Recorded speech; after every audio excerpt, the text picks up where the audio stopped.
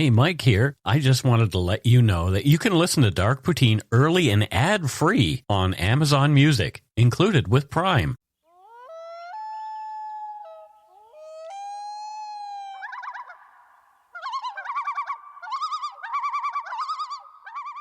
Welcome back to Dark Poutine. I am Mike Brown, and I see my good pal Matthew Stockton here for part 2 of a two-parter. How are you, Matthew? I am good. Looking forward to getting into part 2.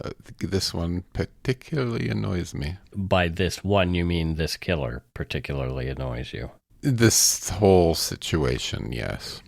Well, let's get into it then. Let's do it. The views, information, and opinions expressed during the Dark Poutine podcast are solely those of the producer and do not necessarily represent those of Curious Cast, its affiliate, Global News, nor their parent company, Chorus Entertainment.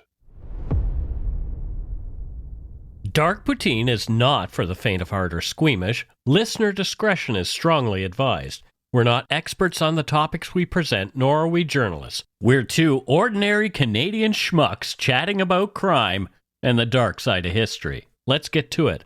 Put on your toque, grab yourself a double-double and a Nanaimo bar. It's time to scarf down some Dark Poutine. You are responsible for obtaining and maintaining at your own cost all equipment needed to listen to Dark Poutine. Dark Poutine can be addictive. Side effects may include, but not be limited to, pausing and questioning the system, elevated heart rate, pondering humanity, odd looks from colleagues as you laugh out loud at work, family members not into true crime worrying about you. Positive side effects may include some perspectives and opinions that you disagree with, as well as some wokeness and empathy. If you don't think Dark Poutine is for you, consult your doctor immediately.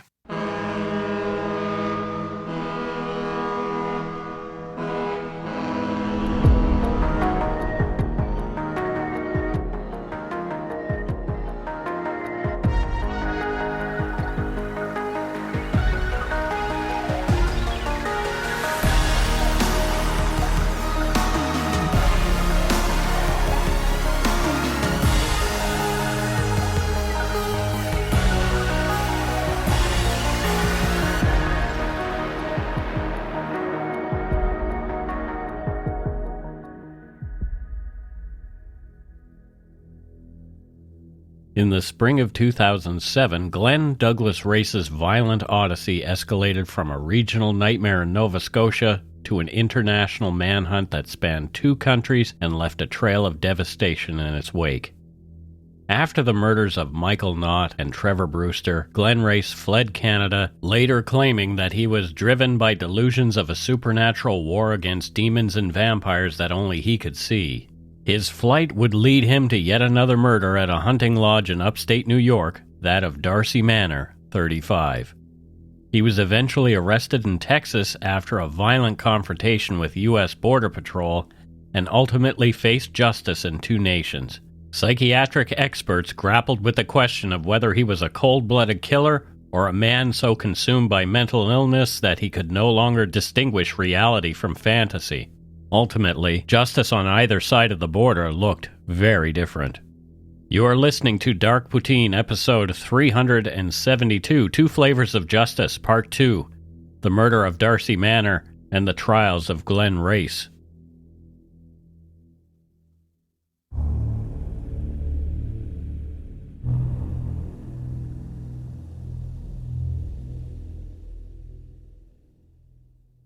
By May 9, 2007, the bodies of Michael Knott and Trevor Brewster had been discovered, and Nova Scotia police were scrambling to connect the dots between the 2 brutal killings.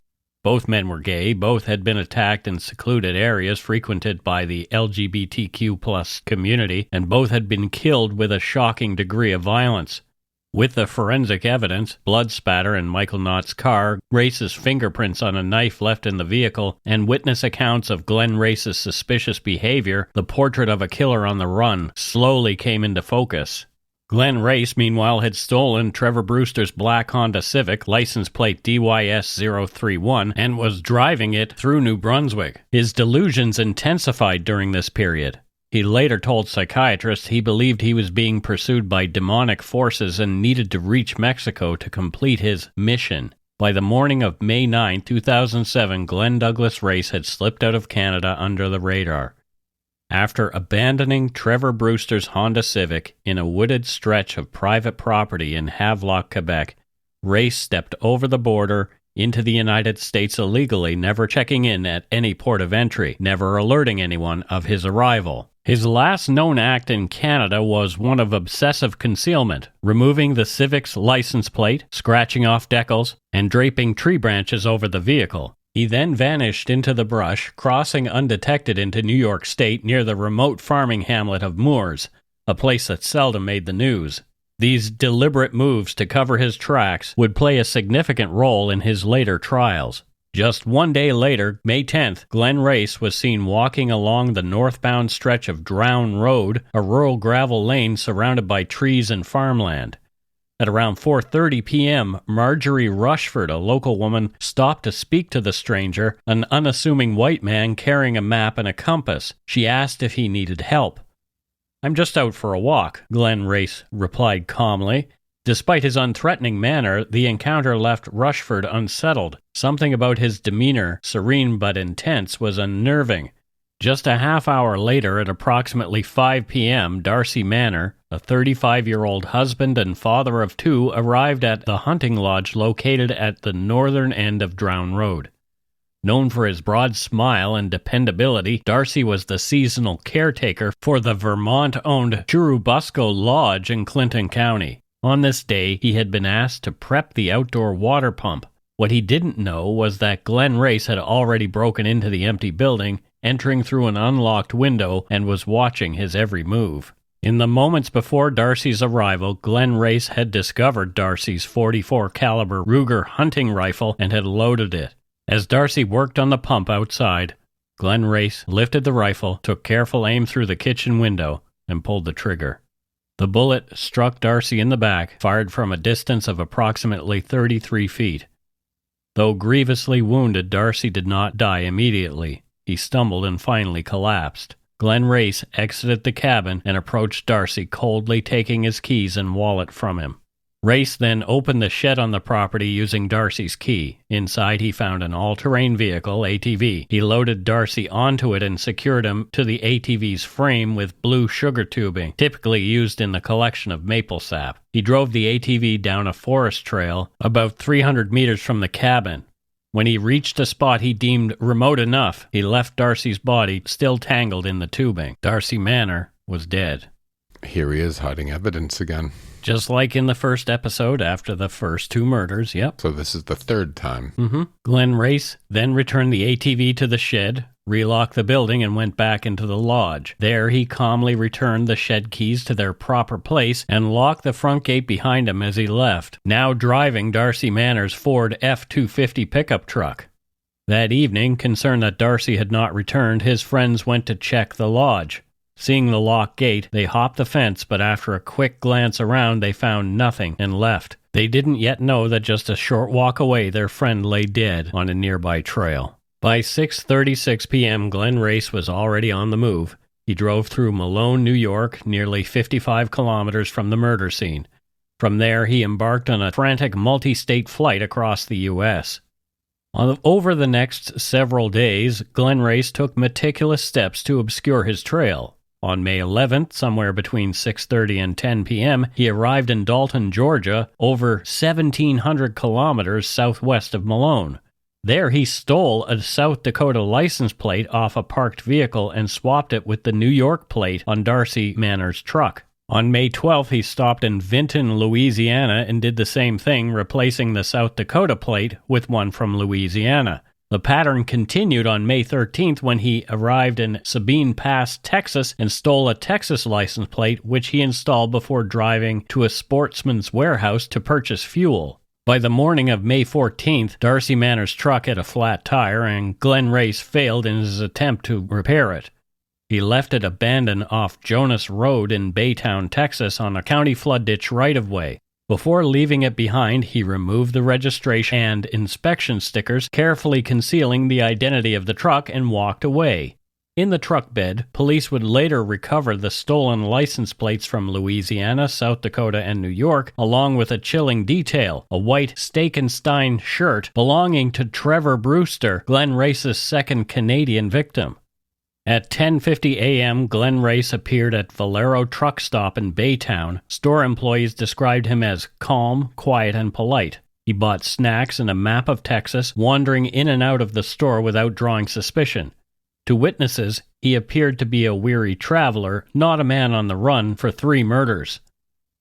By the morning of May 15th, Glen Race had arrived in Harlingen, Texas. His goal was now clear: to reach the Mexican border. He tried to hail a taxi to Brownsville from a Stripes convenience store but balked at the $53 fare. A second attempt at another Stripes location yielded success.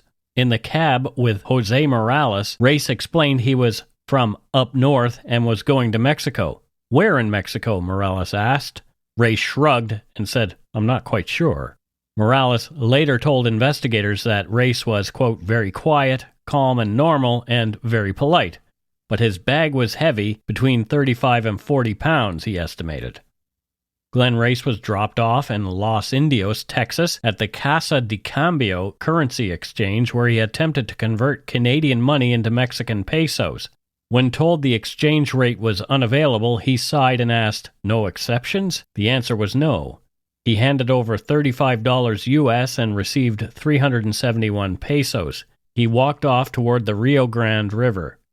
At midday, Border Patrol agent Raymond Vargas responded to a sensor alert near the river. There, about a quarter mile from the Rio Grande, he spotted a white man walking along the brush. The man carried a large duffel bag in a backpack. Vargas asked what he was doing. "Just walking around," the man replied. "Do you have ID?" the agent asked. Race handed over a Nova Scotia driver's license with his name. "Do you have a passport?" Vargas continued. "I do," Race said, and began digging into his bag. That's when Agent Vargas caught a glimpse of a rifle stock sticking out of the duffel. He ordered Race to place his hands on the patrol vehicle, and Race lunged. The 2 men fell into a violent struggle. Glen Race bit Agent Vargas on the cheek and thumb, clawing at his sidearm. The fight was ferocious, but Vargas finally gained control of his weapon and shouted, "Freeze, or I'll kill you." Glen Race stopped, and backup arrived moments later. Glen Douglas Race was taken into custody. Among the contents of his bag were the rifle used to kill Darcy Manor, multiple knives, camouflage face paint, pliers, garbage bags, a balaclava, and balloons, likely to float his bags across the river. Also inside were personal items belonging to his victims: Trevor Brewster's Visa card and driver's license, and Darcy Manor's credit card. As they handcuffed him and read him his rights, Glen Race began to mutter to himself in a trance-like voice, "Walking in circles, walking in circles, walking in circles," end quote. And you have to ask, is this the moment he decided to perform psychosis? Right. Because up until now, he's calculating. Mm-hmm. He hides bodies, he wipes down cars, he avoids cameras, he makes rational purchases, knives, tarps, detergent, and plays the role of the quiet guy that nobody notices. But suddenly, the moment he's caught, he's murmuring nonsense in a daze. Right. For me, it feels almost too on the nose. Yeah, it's like someone who knows what mental illness, quote unquote, should look like, but you have another theory. Somebody who suffers from mental health issues knows how to fake it. And that's the problem, is someone can toggle between logic and lunacy to switch. How do we know which version is the act and which is real? That's an interesting assessment. After his violent arrest near the Rio Grande River on May 15, 2007, Glen Douglas Race was taken into custody by U.S. federal agents and placed under guard. In custody, he was not defiant. He was strangely placid, even during intake. Officers noted that he continued to mutter, walking in circles, as if caught in some psychic loop. Race was transported to Clinton County Jail in New York State, the same county in which he'd killed Darcy Manor, and charged with that man's murder. There, behind bars, his behavior became increasingly erratic and disturbing. According to correctional officers, Glen Race refused treatment, spoke cryptically, and exhibited signs of extreme psychosis. He would often talk to himself, lash out at invisible enemies, and take all his meals in his cell so he could spend hours meditating. Guards noted that his eye contact was poor and threatening, and he would, quote, fight imaginary people in his cell, especially at night, end quote. In September 2008, Glen Race's trial for the murder of Darcy Manor began in Plattsburgh, New York, after Glen Race waived his right to a jury trial in favor of a bench trial, that is, before a judge alone. The trial featured detailed forensic and circumstantial evidence. Throughout the trial, Race's mental health was a point of contention. His Canadian lawyer, Joel Pink, and others argued that Race's long history of paranoid schizophrenia should have been central to his defense, but his American defense team did not pursue an insanity plea. Instead, the trial focused on the evidence of planning and execution, with prosecutors highlighting Race's actions before and after the murder as calculated rather than the product of psychosis. On January 15, 2009, the judge found Glen Race guilty of first-degree murder, burglary in the first degree, and 3 counts of grand larceny in the fourth degree, sentencing him to life in prison without the possibility of parole. During sentencing, Glen Race maintained his innocence, telling the court, quote, I can clearly say, by true wisdom and reality without a doubt, I'm innocent and can do nothing wrong, end quote. Darcy Manor's mother, Jane Manor, delivered a powerful statement, quote, as I have watched your actions through these past 20 months, I have never seen any sign of remorse or grief for what you have done. You are a disgrace to mankind, and my hope is that you will never be free to harm another human being, including your own family and friends, end quote. Again, Glen Race's Canadian lawyer, Joel Pink, criticized the lack of a mental health defense in the U.S. proceedings, stating, quote, he should have tried to put the not criminally responsible defense before that judge. My understanding is the family is now looking for a lawyer in New York to take on the appeal, end quote. Behind bars, Glen Race's mental state continued to decline.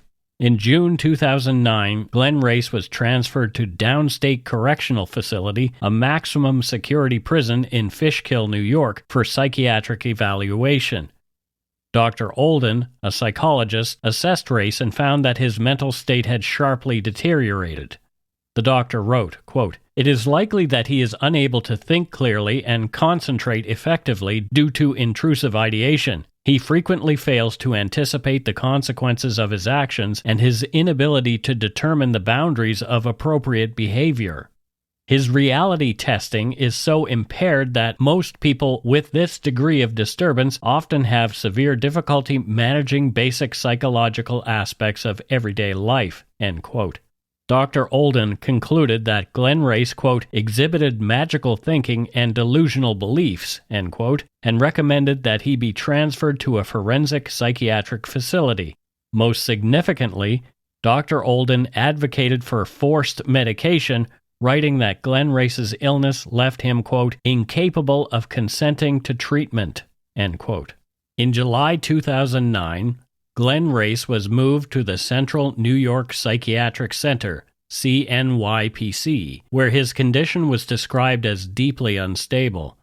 Staff observed that he had a very dangerous gaze, was religiously preoccupied, and slept minimally. He would stand silently over other inmates at night, and at one point attempted to pour sugar into another patient's ear. Race claimed to be spiritually attacked and spoke often of demons, guardian angels, and a cosmic war only he seemed to understand. He believed that taking medication would dampen his spiritual progress. During his time at CNYPC, Glen Race's diagnosis was confirmed: paranoid schizophrenia. He was described as grandiose, hypervigilant, and delusional. Staff and fellow patients were unnerved by his erratic rituals and unpredictable outbursts. One report noted that he would strike crane-like stances on his bed and curse staff members using elaborate gestures, believing he could inflict spiritual harm. By April 2010, after a court order was obtained to medicate him involuntarily, Glen Race began a regimen of risperidone, an antipsychotic. Within weeks, staff observed a noticeable improvement. He became more coherent, his speech organized, and his affect less aggressive. By August 2010, he was deemed mentally stable enough to return to general population and was transferred to Attica Correctional Facility, where he continued to serve his sentence for the murder of Darcy Manor. In October 2010, after lengthy legal proceedings and diplomatic coordination between the U.S. and Canadian governments, Glen Race was extradited to Canada. More after a quick break.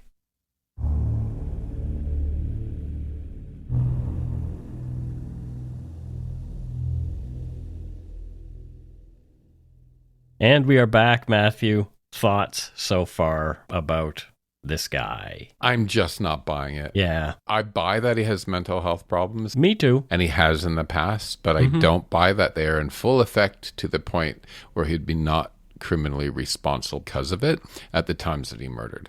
And, there are cases that you and I've covered, Mike, where clearly the person was not responsible. And I will defend people who are truly not responsible.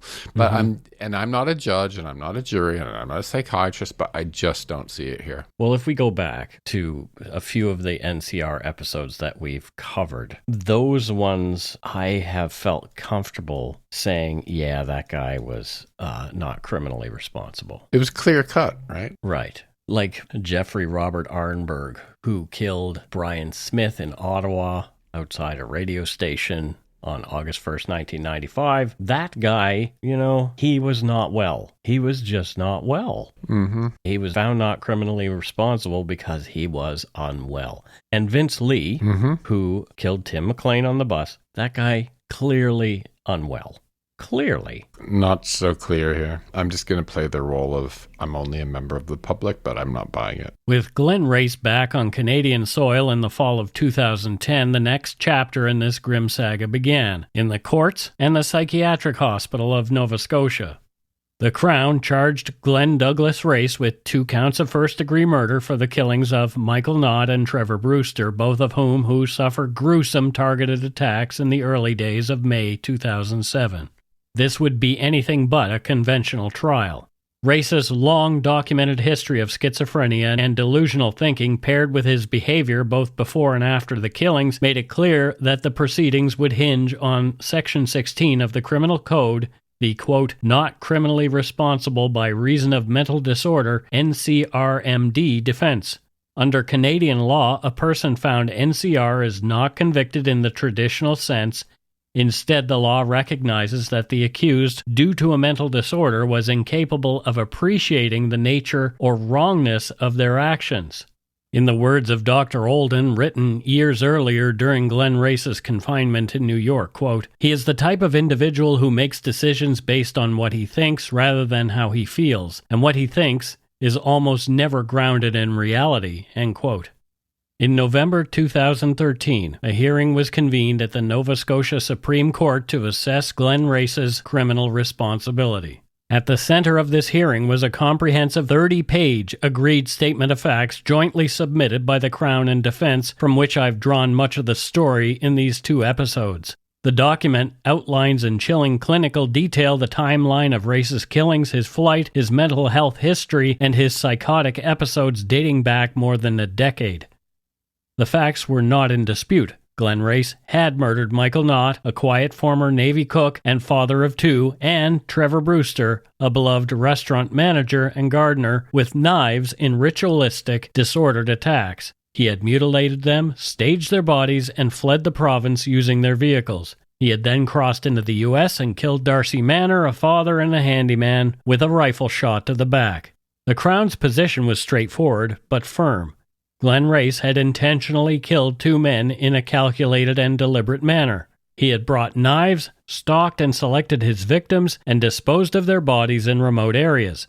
After the murders, he had taken their vehicles and fled across borders. To the prosecution, these were not the actions of someone unaware of what he was doing, but of a man making clear, purposeful choices. Crown attorney Paul Carver argued that, despite Race's mental illness, he still knew what he was doing was morally and legally wrong. I agree with Paul Carver. The defense, led by Joel Pink, saw it differently. They argued that Glen Race was in the grip of a severe, untreated psychotic disorder, paranoid schizophrenia, that had shaped his entire reality. For years, Race had experienced delusions of cosmic war, vampires, and divine missions. He believed he was a higher spiritual being tasked with ridding the world of demons, and that his victims were such entities. In the defense's view, Race was not capable of understanding the moral wrongfulness of his actions. He was deeply mentally ill, not evil, but lost in a psychotic delusion. At the heart of the proceedings was a single legal question. Was Glen Race criminally responsible for his actions, or was he too mentally ill to be held accountable under the law? The court would have to weigh the gruesome facts against the troubled mind behind them. Glen Race's previous history of mental illness leading up to his series of murders was well documented by medical professionals in Nova Scotia. He'd been diagnosed with schizophrenia when he was 19. According to psychiatrist Lisa Ramshaw, Glen Race suffered from, quote, schizophrenia of the undifferentiated type with a history of paranoid and grandiose delusions, religious preoccupation, perceptual abnormalities, disorganization of thought and behavior, and significant psychosocial decline, end quote. Yeah, and I know people have had pretty much the same thing. Yeah. But first of all, just because you have it doesn't make you a killer. Secondly, just because you have it doesn't mean it's affecting you all the time. Right. And, you know, there's actually a few people I know that if they killed tomorrow and their defense said, oh, it's because of he's schizophrenic, or I'd be like, no way, because I know they're fine. Yeah. I'm not judgy about people with mental health issues, because I have friends and family members who literally have schizophrenia, and I'm just not buying it. I may or may not have been in a ward with the door handle on the other side of the door at one point. How do you open it if the handle's on the other side? The other person does. The person on the outside opens it. I'd love to lock you in a room for a while. Well, at the time, I was not in a good headspace, and I don't know, had I done something awful, I don't know what would have happened. Legally, that is. I was, for want of a better phrase, out of my mind. In April 2005, Glen Race was admitted to the East Coast Forensic Hospital following a minor legal incident. During his stay, his treating psychiatrist identified clear signs of psychosis and diagnosed him with disorganized type schizophrenia. It was noted that Glen Race was non-compliant with prescribed medications and demonstrated no understanding of his illness or the necessity of treatment. After the legal matter was resolved, he was released and returned to live with his family. However, in the weeks that followed, his behavior became increasingly agitated, erratic, and paranoid. Later that year, in December 2005, Glen Race was admitted to the Abbey Lane Hospital, where he was again diagnosed with schizophrenia, believed to have gone untreated since 2002.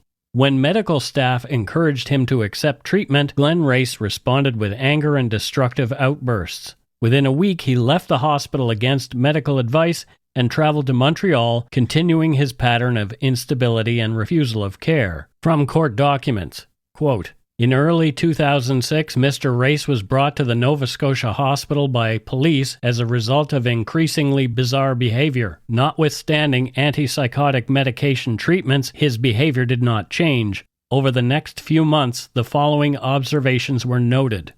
A.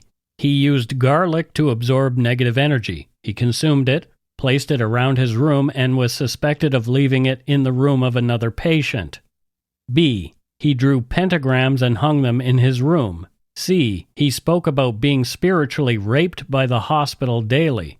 D. He believed hospital staff were spiritual vampires who sucked the life from him. E. He believed all nature was sacred and that the trees talked to him. F. He was disdainful and dismissive of staff. G. He had persecutory and possibly religious delusions. H. He believed that there could be, quote, dual realities. I. He believed that he had the power to curse people and make them suffer. And J. He almost equated himself to Christ. The treating psychiatrist determined that Mr. Race was treatment resistant. The court documents continue, quote, in June 2006, Mr. Race was discharged as he showed signs of improvement. He returned again to live with his parents.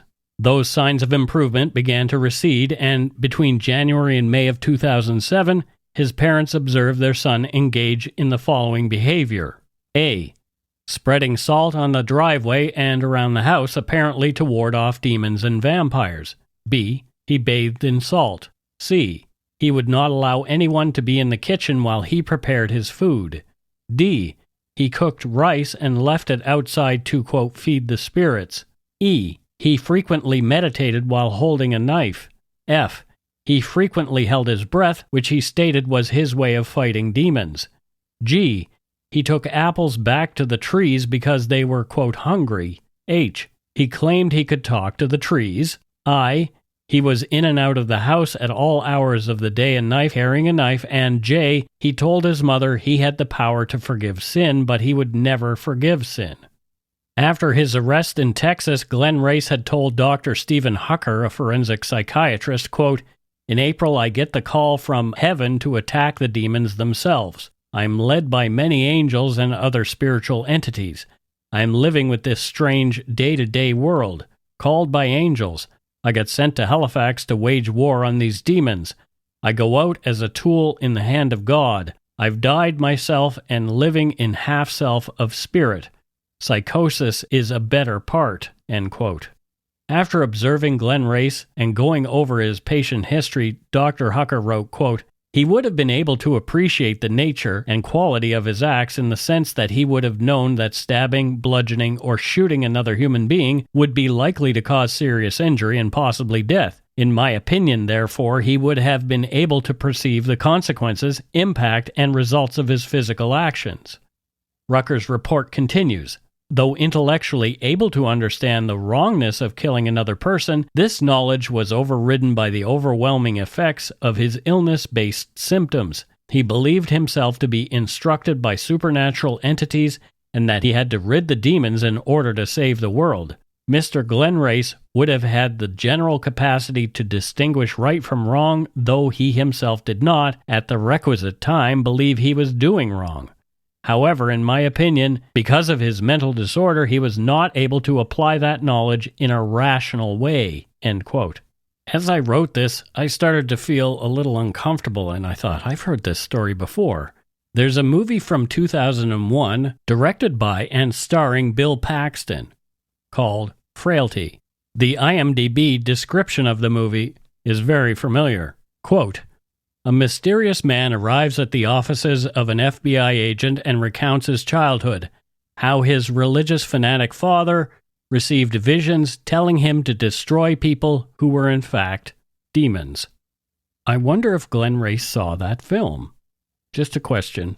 Another forensic psychiatrist, Dr. High Bloom, called by the Crown, explained Race's seemingly rational and methodical efforts to cover his tracks while on the run.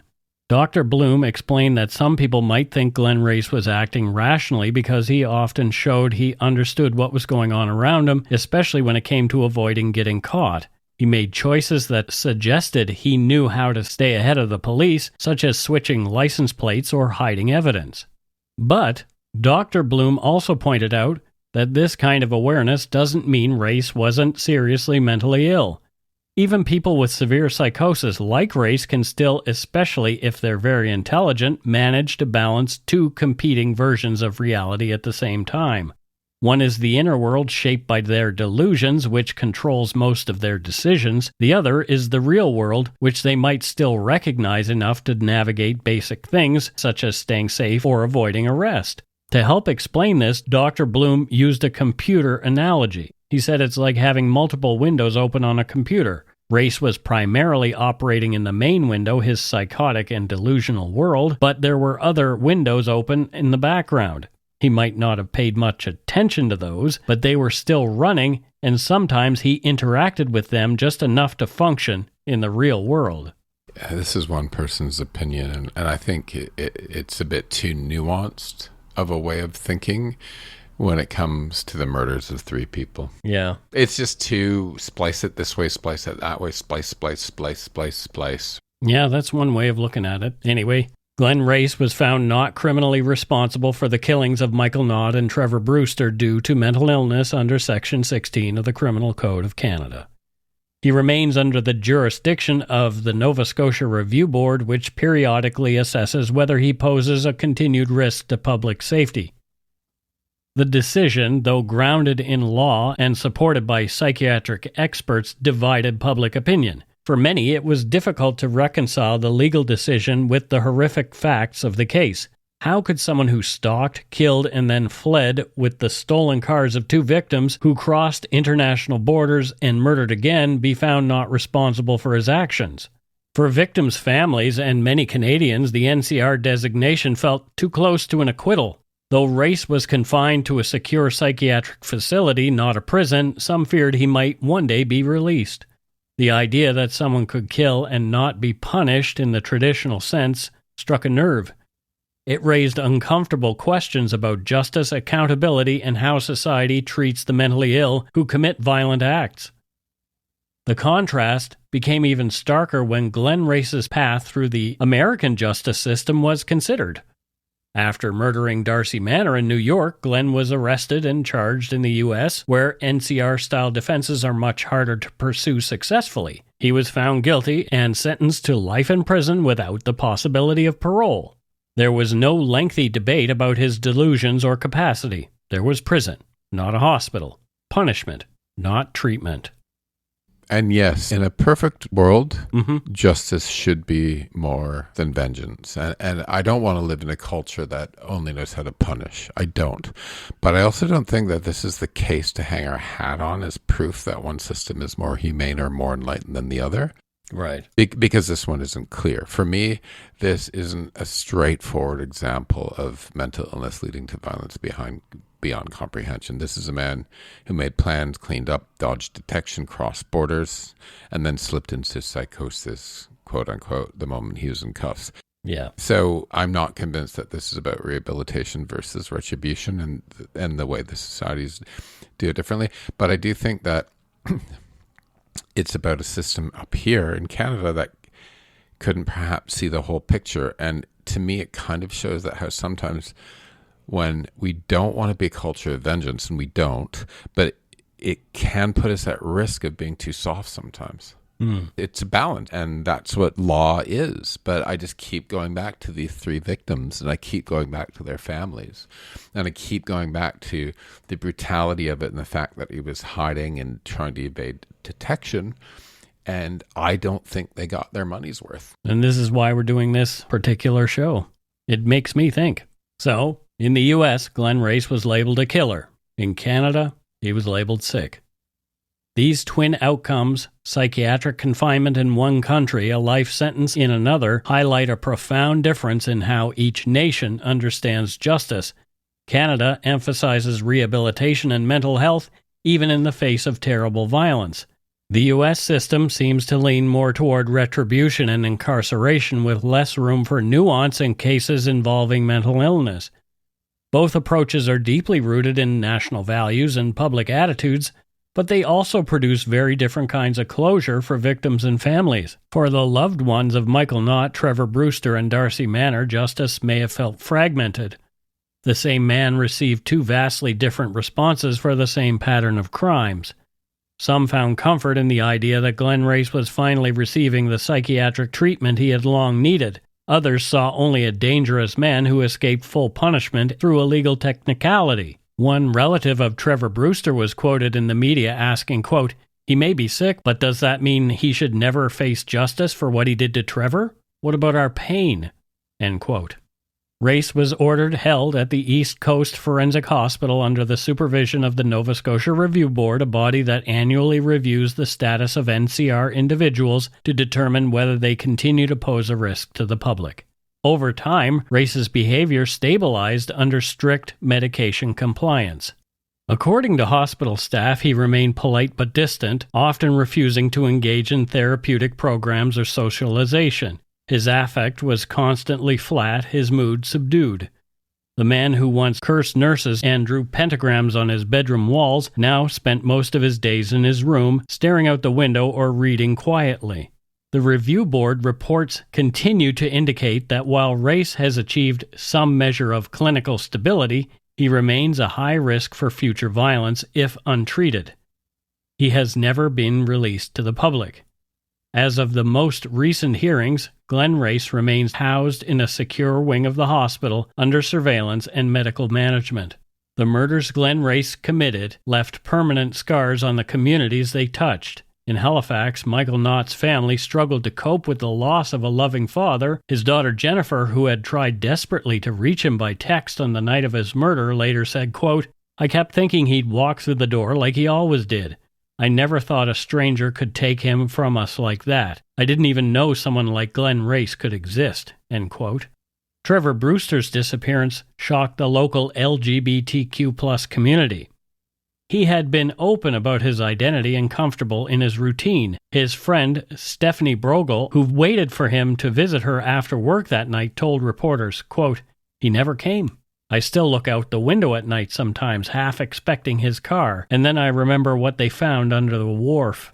End quote. Darcy Manor's murder in New York State left behind 2 young sons and a devastated wife. His killing, too, was ultimately determined to be the result of Race's untreated psychosis, though Race did face conviction for that murder in the U.S. before his extradition, and they're left wondering why he's in a hospital instead of a jail. Glen Race's case has become a touchstone in Canadian conversations about mental illness, criminal justice, and institutional failure. It exposed the gaps between diagnosis and intervention and between psychiatric insight and legal culpability. His journey from troubled university student to paranoid fugitive highlights how quickly psychosis, left unchecked, can spiral into tragedy.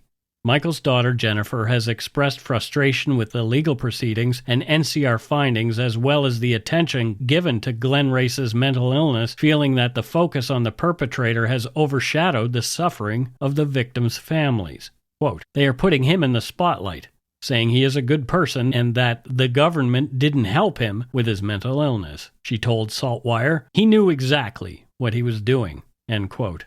In the years since his death, Michael Knott's family has worked to keep his memory alive, sharing stories, photos, and letters that celebrate his life and the impact that he had on those around him. His story serves as a poignant reminder of the ordinary heroism that can be found in devotion to family and duty, as well as the profound loss experienced when such a life is cut short. For Jennifer and all who knew him, Paul Michael Knott remains a symbol of resilience, compassion, and the enduring power of love. Lots of people don't feel that justice was served in this case. What about you, Matthew? I don't either, and these 3 victims were going about their lives, and they were all really decent human beings, and it hurts to see that justice wasn't really done for them or for their family. Yeah. Like I've said, and we're not lawyers or judges or psychiatrists, No. but it just stinks. Right? It stinks. This kind of justice is tough. It really is. And that's it for Dark Poutine episode 372, 2 Flavors of Justice, Part 2, The Murder of Darcy Manor and the Trials of Glen Race. I like how you named this one. Yeah, 2 Flavors of Justice, yeah, because it was. Chocolate or vanilla? Yeah. That's right. It's time for voicemails. You can leave us a message at 1-877-327-5786 or 1-877-DARK-PTN. We'd love to hear from you. Let's see who called us this week. All right, we don't have any voicemails this week. We've been asking people to call, but if you don't like us, wah, wah, wah. Call in. Don't be chickens. No, call in. We love getting calls. We love getting calls. Yep, we don't care. Just call us and say hello. Tell us you like us. Just call us and say, "Hi guys, like you, bye." Like really, just do that. Say your name, and then we'll give you a place. Tell us a bad joke. Tell us your favorite episode. Tell us a bad pun. Don't tell us a dirty joke because, we may have to edit it. And mine are better anyway. Yours are awful. That's it for this week's voicemails. Again, you can leave us one at 1-877-327-5786 or 1-877-DARK-PTN. We'd love to hear from you, even if it is just to say hi and to tell us to go shit in our hats. If you're stumped for what to chat with us about, a quick story is welcome. All right. We do have a donut money donor this week, and he's back again, our friend Eugene Lewis. And Eugene is the guy who I mistakenly said was using Mike Tyson's photo. So he's come back and he's giving us more donut money, so he's forgiven me for that. And I really appreciate it. Eugene. I just met a guy named Eugene. Yeah, well, Eugene says Tyson's doppelganger remains impressed and grateful to your entire crew. Shit in your hats after you eat your donuts. Pip, pip. Eugene Lewis. Pip, pip, cheerio, Eugene. Well, Eugene, that was very uplifting, and I needed that today. Eugene's great. Yeah. That was so funny when you did that. That was so funny. So other than being Mike Tyson's doppelganger, I forget where Eugene lives and what he does for a living. So he lives in Cincinnati. Cincinnati. Does he work at the radio station WKRP in Cincinnati? No, he owns a microbrewery. He owns a microbrewery in Cincinnati. Oh, dear. There are microbreweries everywhere. I'm just, it just seems like the world is... But his is good, though. His is good? Yeah. Well, I won't be able to find out unless there's food there. I mean... Yeah, and when I used to drink, if I was having a beer, I'd literally just say whatever, because they all just kind of tasted the same anyway. Yeah. Drinking a beer for me was never about the taste. I mean, if it tasted bad, yeah. If it was warm or there was a cigarette butt in it, I'd still choke it down. My brother used to drink Labatt 50 because nobody drank it, so it was the coldest beer in the fridge at bars. So my buddy Mike also drank Labatt 50 because he knew he could bring it to a party and no one would steal it. There you go. There's something to be said for choosing the unpopular one. Right? That was exactly the same reason. When you started Labatt 50, I thought, you're going to mention my buddy Mike. You have to. My brother used to drink them because they're the coldest ones in the fridge at the bar because nobody would drink them. That's funny. Yeah, Isn't that brilliant? Yes. Well, I mean, like I say, Mike did that too. Go pick me up a 2-4 of Labatt's 50. No one else drinks it, so I'll know it's me who's drank it all. Oh, boy. Anywho. I won't say it. Okay. It's the way I used to pick up guys. Thanks to all our patrons and Donut Money donors, past and present, for your generosity. It helps to keep the show going. You can become a patron of Dark Poutine at patreon.com/darkpoutine. For a one-time donation, you can send us donut money via PayPal or interact using our email address, darkpoutinepodcast@gmail.com. If you don't already subscribe to the show, it would mean a lot if you did. You can easily find Dark Poutine on Apple Podcasts, Spotify, or wherever you listen to your favorite shows. If you haven't gotten yours yet, my 2 books are available to order via links on the Dark Poutine website or anywhere fine books are sold. And speaking of darkpoutine.com, check it out for show notes and other cool stuff. We'd appreciate it if you gave Dark Poutine a like or a follow on Facebook and Instagram. Most importantly, thank you for listening. Tell your friends about us. Word of mouth is a powerful thing. Okay, so that's it for this episode of Dark Poutine. So until next time, the usual, as Steve snores away, don't forget to be a good egg. And not a bad apple. Steve says goodnight, everybody. Yeah, it's like he's farting with his mouth.